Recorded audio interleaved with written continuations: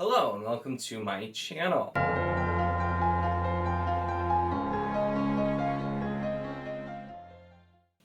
So this video, I was tagged by Megan's Reading Revelations in the 20 questions book tag. And I was watching her video and going through the questions and I'm like, this seems kind of familiar. And so I checked. I actually did do this apparently like 5 months ago.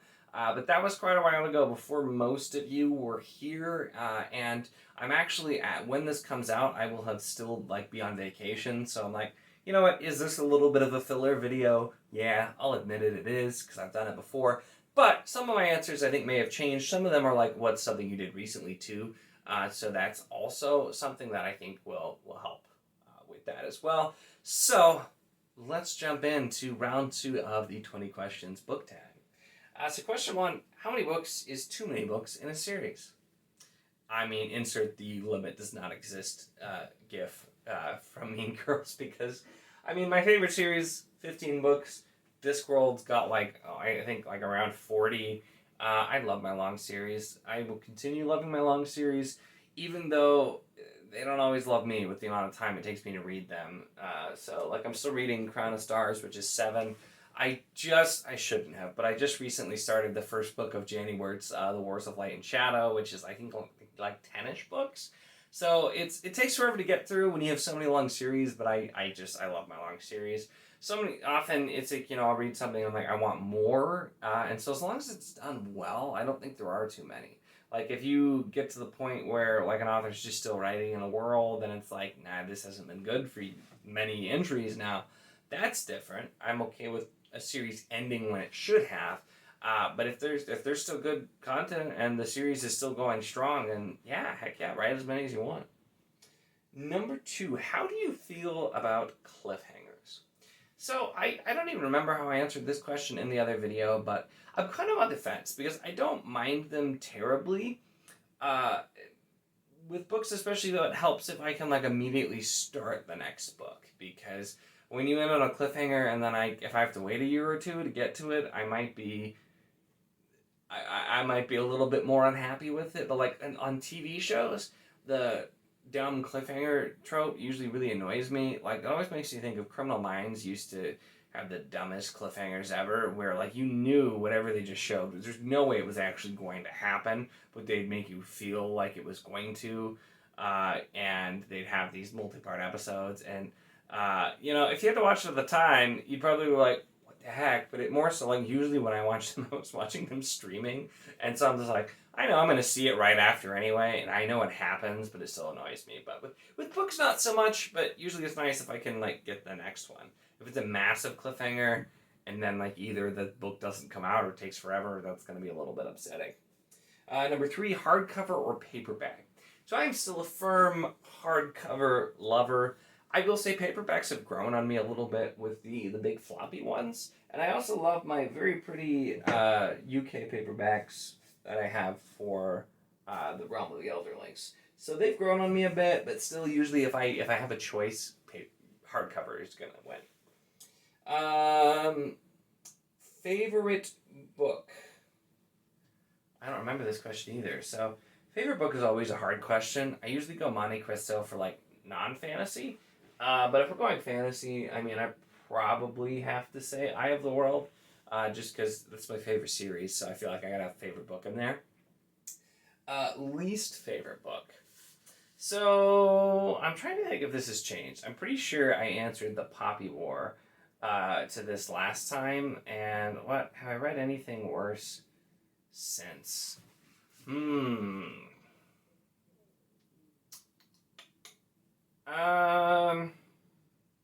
It might still be the Poppy War. I really hated it, a lot. It was not good. But I mean, right now I'm reading Pride of the Orange Tree and not really caring for it. But I wouldn't say it's my least favorite.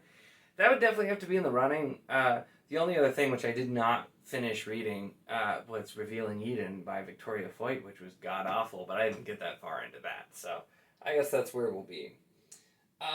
Love triangles, yes or no? I don't really care for romance in general. So as long as it's not super annoying, I don't care that much. If it's a huge focus, it's probably not a book I'm going to be wanting to read anyway. The most recent book you just couldn't finish. So, the most recent book that I didn't finish was How to Slay a Dragon by Caitlin Sutherland? Something like that.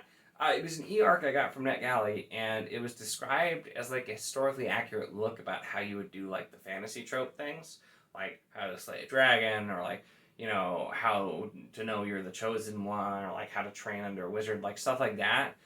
And it just really wasn't at all what it described. It was much more of a, I'm going to tell you anecdotes that loosely relate to these tropes, and that's it. And usually I answer the questions, so it really was not at all what I was looking at for, so that would be the most recent one, although Priority might become a DNF, but it hasn't technically yet, so we'll see. Book you're currently reading. So right now, I'm still reading Priority of the Orange Tree I mentioned. I also started The Curse of the Mist Wraith by Janie Wirtz, that I read a little bit of, and I'm going to be reading another e-arc and novella from Kate Elliott, Servant Mage, which I'm very excited for because I love me some Kate Elliott. So those are the ones I'm reading right now. Last book you recommended to somebody. So I think the last thing I was talking about that I recommended specifically, which honestly might have been how I answered this last time, because I recommended a lot, but I was trying to convince somebody to read Guards, because that's always a win. But I think Sword of Kaigen I also recently recommended to some people and commented about how good Sword of Kaigen was, because that was really enjoyable. So also I've recommended Michael R. I can't even talk. Michael R. Fletcher, Blackstone Heart, recently to a few people because I really enjoyed it, and I mentioned it to some other people. So those are some recent ones. Oldest book you've read, publication date, and newest book you've read, publication date. So, I mean, I just was talking about e-arcs, so those are super new because they're not even out yet, if that counts. So the How to Slay Your Dragon, the one before that I most recently read were Nolan by Michael J. Sullivan and The Desert Prince by Peter V. Brett. So those were new. The oldest book I've read, publication, I think when I looked, I mean, because I have classics that were published sooner, but I think it was Lord of the Rings for actually, I have an actually like a really old copy of it. But if we're going by like actual publication date, I think Monte Cristo beats that, like for original publication date. Favorite author? Followed by a close second probably. But see, Robin Hobb is very much in that mix too. So I try to display the shelves here of authors that I really enjoy. I really love Kate Elliott, but I haven't read enough of her books to really jump her in there. But Robin Hobb is definitely in the conversation. Robert Jordan is just an all-time favorite. I do love me some Brandon Sanderson as well. So yeah, those are definitely in there. Buying books or borrowing books? I'm terrible at borrowing books. I just pretty much never do it because I like to own books, and so I usually will buy them. I really should use a library, but I'm trying to get better at even like buying some ebooks when they're on sale instead of just buying physical books because I have too many. But if you've seen any of my book haul videos, you know I have a problem with buying physical books because I love books. And I want all of the books. I want to have all of them. Give me all of the books. Alright, so 14. A book you dislike that everyone else seems to love. Well, I've already, I feel like, mentioned a few of them in this video, but I didn't like A Song of Ice and Fire, and that's incredibly popular. Poppy War I don't get. Priority I'd heard some really good things from other people, but a lot of the other people reading it weren't huge fans either. So those are definitely some of the big ones, I would say, and like Red Rising was also very popular. A lot of people like, and I did not. I still need to finish reading more of that though. Bookmarks or dog ears? If you dog ear your book, you're a terrible person. I'm just saying, how could you do that to a poor defenseless book? Just no. Use a bookmark. Come on. A book you can always reread. Anything Wheel of Time, I have reread several times. I've done a lot of rereading of Sanderson. Monte Cristo's I've reread multiple times. Robin Hobb is definitely an author I will reread for sure, and Discworld are definitely some things that I will reread. Both of those are series that I'm continuing, but those are absolutely in the always rereading, as well as like Faithful and the Fallen. Definitely will probably get many rereads over the years. Can you read while hearing music? I assume that means listening to music. Yeah, I can. It depends how invested in the book I am. If I'm really like engrossed in the book, I will not hear the music at all. Sometimes I'll do instrumental music. If like I'm not super like focused on the book though, sometimes it can be distracting. So it just depends on the mood, I guess. 18. One POV or multiple POVs? I much prefer multiple POVs. I have read books that I've loved. I see, and I wonder if I'm changing this. I still think I prefer multiple POVs, but like I love the Fitz books in Realm of the Elder Rings, which is one POV.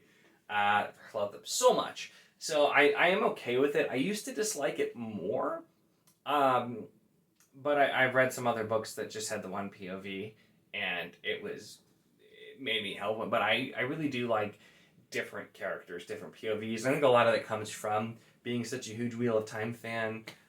Is I loved getting to see so many different people. Even the minor like bit part players love getting in their heads for a short scene to see what's going on. So that's generally my preference. Do you read a book in one sitting or over multiple days? I mean, like if it's a really short book, I can probably read it in one sitting. Servant Mage maybe. That's not very long. Otherwise, the books I've read in one sitting, I think Ocean at the End of the Lane and Eric by Terry Pratchett. Ocean at the End of the Lane is Gaiman. Those are both very short books, like just over 100 pages, I think, so I read those in one sitting. But now I usually don't have the time to sit and read a beefy fantasy book in one sitting. That would take a considerable amount of time. So it's pretty rare that happens.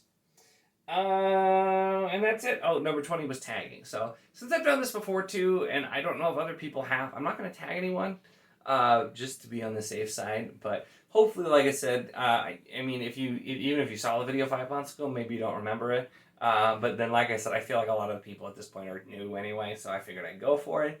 There will be, of course, more stuff coming up once I'm back from vacation, which I'm actually I'm filming in advance right now, so I'm leaving tomorrow.